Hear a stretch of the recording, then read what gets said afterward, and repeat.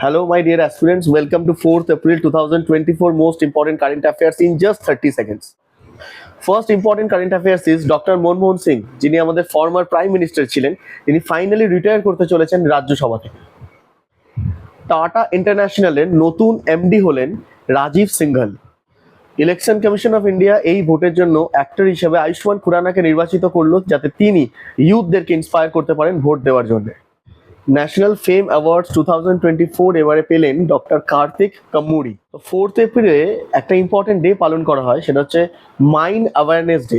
এইটা কি? সেটা হচ্ছে পুরো পৃথিবী জুড়ে যে ল্যান্ডমাইন বিস্ফোরণ হয়ে থাকে সেই ব্যাপারে জনগণকে বেশি করে সজাগ থাকার জন্য এবং সেই বিষয়গুলোতে যে সমস্ত ক্ষতি হয় সেই সমস্ত ক্ষতির বিষয়গুলোকে মনে রেখে আজকের দিনটা পালন করা হয়। অবশেষে বুন্দেলখণ্ড নামক যে জায়গাটা আমরা জানি, সেখানকার একটা গম পাওয়া যায়, যে গমটাকে ওরা লোকাল ল্যাঙ্গুয়েজে বলে কাঠিয়া গেহু।